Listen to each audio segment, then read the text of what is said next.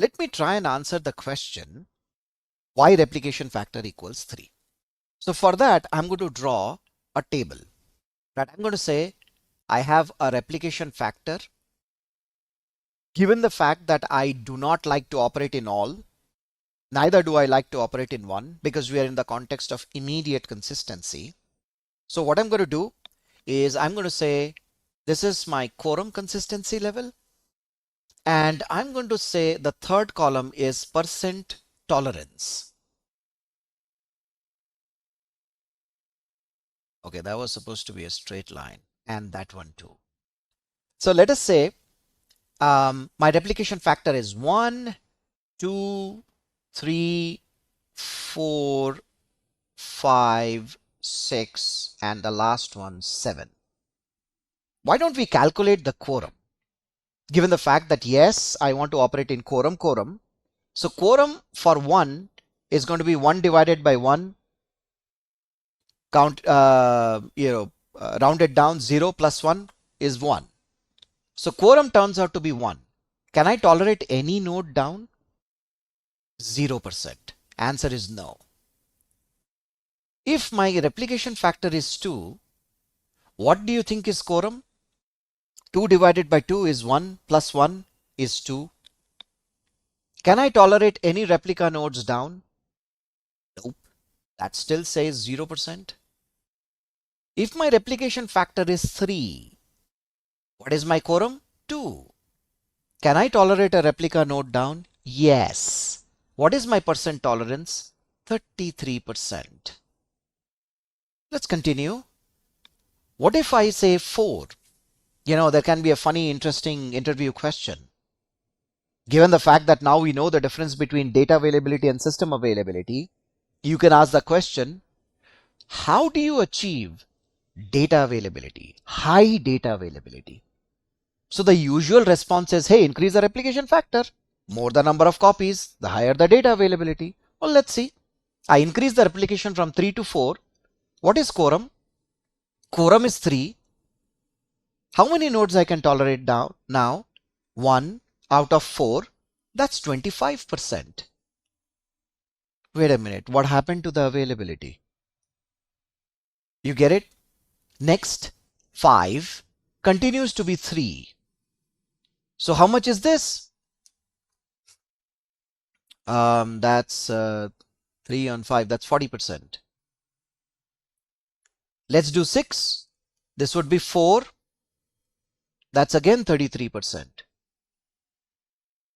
Okay, so looks like from 3 to 4, I increased the replication. The tolerance went down. Interesting. 5 to 6, I went up. It went down. Let's do 7. That continues to be 4. And this would be about 42%. I want to highlight some of the key rows here. Look at this. Look at this. And look at this. If you really see, you really don't have any tolerance less than replication factor of 3. So we know for a fact that we have achieved scientifically that anything less than 3 makes no sense. And therefore you saw in the simulation of identifying how do I quantify my eventual consistency, you saw the replication factor was minimum of 3. Just so you know, some of these commercial products of Cassandra, they won't even support your cluster if you have replication factor of less than 3. They won't even support the cluster. So I know, right, it kind of sounds harsh, but well, that's the reality. Because they say anything less than that, well, you got problems. So you notice from 0 to 33%, a good plus 33% gain. I increase the replication factor from 3 to 5. Looks like all the odd replication factors are giving me better data availability. So now if I increase from 3 to 5, looks like my gain here is 7%. I increase the replication factor from 5 to 7, looks like my gain is only 2%. Law of diminishing returns. The overheads of maintaining 7 replica does not justify, right? Let's say a 7%, or let's just put it this way, 9% gain, right? From replica factor 3 to 7. It's not worth it. So that's the reason why if somebody asks a question, how do I improve data availability in Cassandra? It is like one of those competitive exam questions, data sufficiency. You can say that the data is not sufficient for me to tell. Why? Because you did not tell consistency level. If you say consistency level quorum, then I will say the odd replication factors will give you better data availability, and stay with 3. Don't go more than that.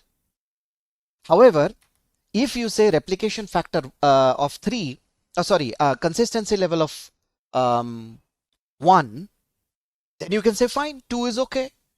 Store that copy in duplicate, because you'll never operate in quorum. So consistency level plays an important role here as well. And here is a summary that kind of puts it all together. So when you're talking about data availability, please keep this in mind. Replication factor 3 is a good sweet spot, right? Where you can have lesser overheads and good tolerance. Anything beyond that, right, is essentially going to fall into that law of diminishing returns.